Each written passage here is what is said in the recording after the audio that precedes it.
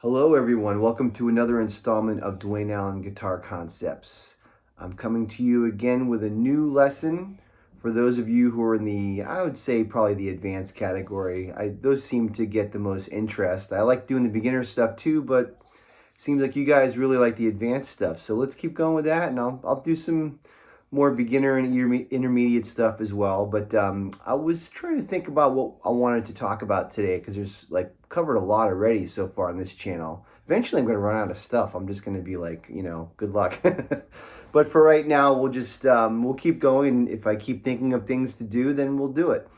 So this would be kind of like for those of you who are jazz guitar players. Actually, this is pretty guitar related, so we'll just keep it with guitar. Some of this stuff is more improvisation and it can be played on any instrument, but today's kind of guitaristic.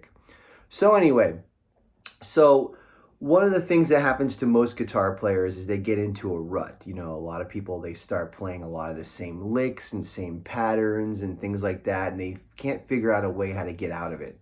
So one of the things you want to do to help get out of that is to really open up your creativity, okay?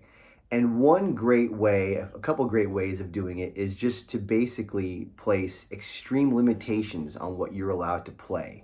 And what that does is it really opens up your creativity, gives you some new ideas, stops you from playing all of your licks and patterns that you're used to playing, okay? So one of the things I like to teach my students when they're improvising is when you're playing over a tune, try to limit yourself to playing in only one position and do not leave that position. So like if I say like we're going to do something in the third position, pretend like there's an electric fence on this either side of that area. And what that's going to do is it's going to really force you to deal with every chord in that position. Now what you're going to find is that there's certain chords in certain positions that because you may not know the neck as well as you should, you're going to be a little lost in that particular area, or you might not know the neck that well for that particular chord. This is a great way to get yourself out of that. You stay in this position, you don't leave, and whatever chords are in there that give you trouble, maybe stop the tune and just deal with that one chord. Maybe like, okay, I can't play E half diminished in this area. So what you do is you just get your looper and you play an E half diminished chord and you only play in that one area and you just get to the point where you're comfortable, okay? The goal is for you to be able to play every chord, every position, any key with ease. If you can do that, that's going to really help your playing.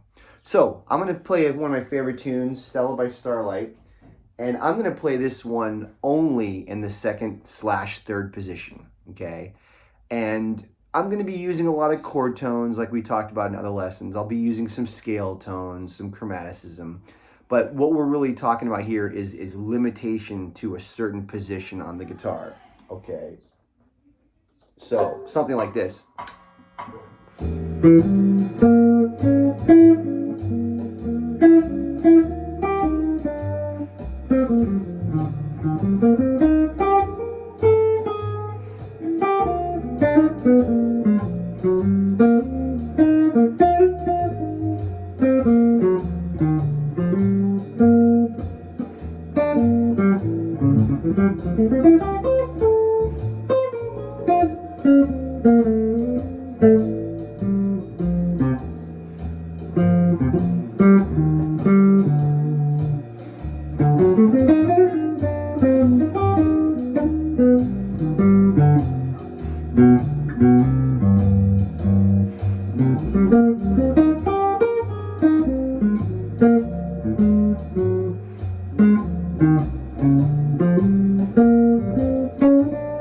See how I'm doing that? I'm just playing a little solo, but I'm really forcing myself to play in this one area, right? So what you do is you just work on one position, make sure you know all your scales and arpeggios in that position so you know where to go. And then you do another position, okay?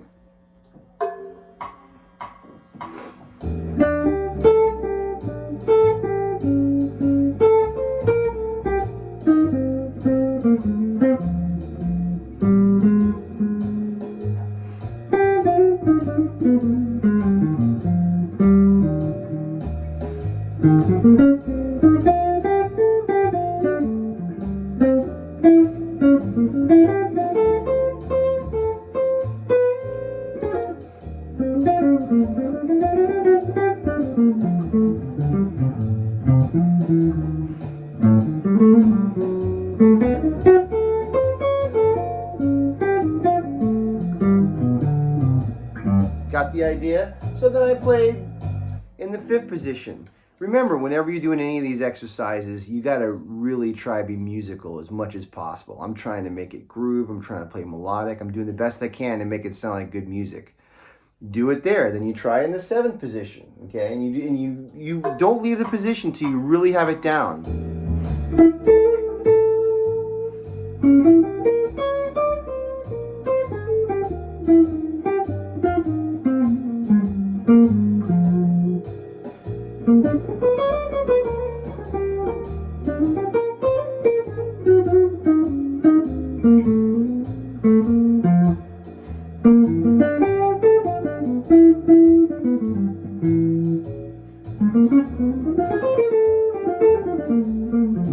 Right? Same type of situation. You stay in one position, then another, and then another. You cover all the positions where you can play in any of those positions with ease. You'll find certain ones will be easy, certain ones will be hard. The ones that are hard, spend extra time there. Now, I know what you're thinking. Well, when you play guitar, aren't you supposed to play horizontally? Absolutely. That's the way you really want to be able to play, is throughout the entire neck. But what you're going to find is when you master each specific position, then when you're moving from one position to another, it's a piece of cake. It's a lot easier. You can just flow and go anywhere you want, okay? Now, speaking of playing horizontally, so the way you work on that is after you do this position playing, then you limit yourself to playing a solo on either one or two strings only. So like if I was to play the whole solo on the G string, I'm thinking of melodies that fit within all the chord tones and scale tones, but I'm playing up and down on one string. Now this is going to be challenging and hard, but if you can do this, then you're really on your way. You may have to play simpler. You may have to just focus on less notes and playing with more rhythm, right?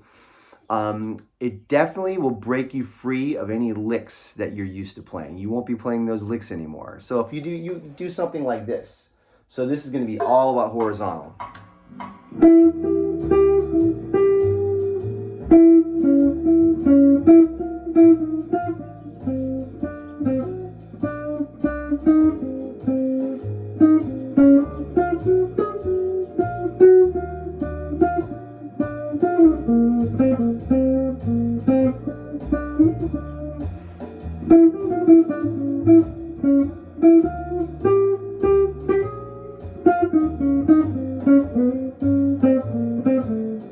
See, I'm trying to make it musical, right?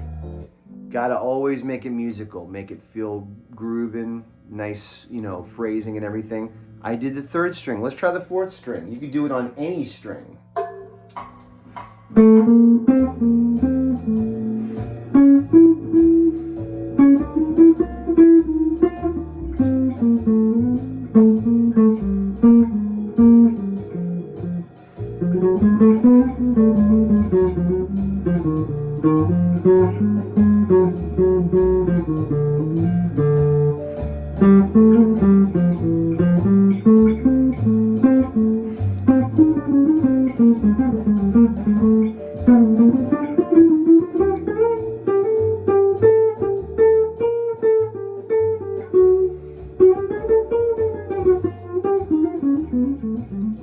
See how I'm doing that? It almost makes you sound like a bass player, which is really cool, okay? Try that on a few different strings. On the first string, on the second string, whatever string. Then you can try it on two strings. They could be two strings next to each other, or they can be two strings separated from each other. Let me let my dog out really quick. He's scratching the door. This little rascal. Get out of here. Come on. Okay. See, most people would redo the video and edit it, but I'm not doing that because I'm busy. So hopefully you guys can deal with that. Okay, so I'm going to play it on two strings that are not connected to each other. I'm going to play it on the A string and the G string. So this is going to be really odd sounding, but you're going to have to figure out a way to make it work. You know what I'm saying? One of my heroes of jazz guitar, Bruce Foreman, he always talks about You know, you got to just, whatever situation you get put in, you got to make music with it. Just figure it out. This is going to really open up your creativity. At first, when you do this, you're probably not going to sound very good, but it's going to really open things up. Then when you go back to playing with all 6 strings and just playing how you would normally play, you're going to feel like the whole world has opened up to you. So I'm going to do the A string and the G string. I don't even know how good I'm going to sound.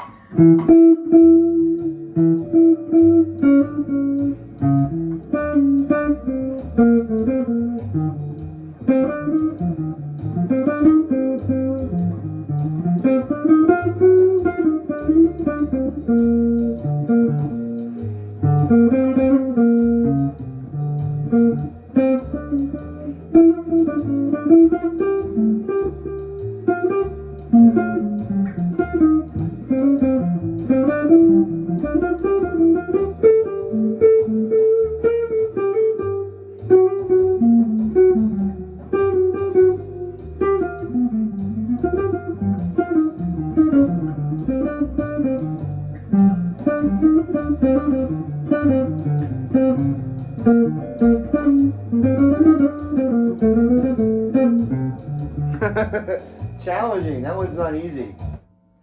Doing things like that where you're putting severe limitations on yourself, it opens up the creativity. You would think it would make you less creative, but it's way more creative because everything that you've learned, all your patterns, all your licks goes right out the window. I'm a guy that I'm all about transcribing, learning vocabulary. But when it comes time to improvise, you got to play what you're hearing in your head and where your creativity takes you. I'm not a guy that likes to hear someone have a whole bunch of worked out licks and pull them out. Okay, everybody repeats himself. I do, everybody does, but it shouldn't be an intentional thing. It shouldn't be like, oh, here's lick number 4 that I'm going to plug in all the time. It's not the way I approach it. All right, another thing that I like to do is I find myself, like many guitar players, we tend to play too much on the high strings, right? First string, second string, too much, right? You know how you get out of that? Okay, those aren't working anymore. So now I'm only going to play on the low 4 strings.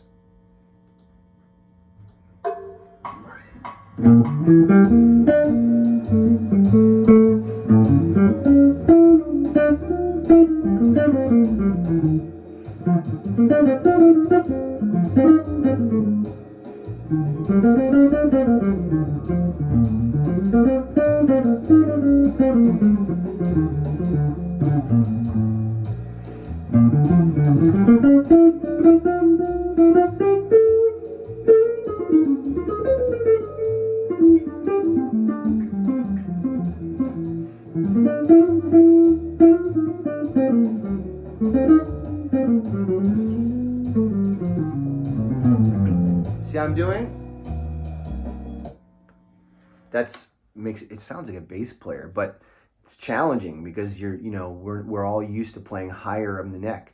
When you play on the lower strings, it lets you play more horizontally because you have to kind of stretch more. It makes you think more like a bass player. And you're using the lower part of the guitar range, okay, which is a beautiful spot. You know, it depends upon the kind of group you're playing in. If you're playing in a big group with a thick sound, sometimes if you're playing on the lower strings, it can get kind of muddy sounding. But if you're playing like solo or duo and you have a lot more space, use those low strings. Get that beautiful baritone sound to it. You know, when you hear someone like a Tal Farlow or a Johnny Smith or someone like that, they use the whole guitar neck. They don't just play up high, okay? I could think of 20 more things to tell you guys, but we're running out of time. And also, if you want to learn more, you got to hit me up for private lessons. That's what I'm doing this for. It's a big commercial, man. Got to make a living. Nobody's making a living on these videos unless Rick Beato, he's making a living on it. But anyway, hopefully you guys are getting something out of this. If you like the videos, please hit subscribe, tell your friends. Thank you so much for all of you new followers. I hope you're getting something out of this. I'll get to you when I get to you. So have a great night and enjoy.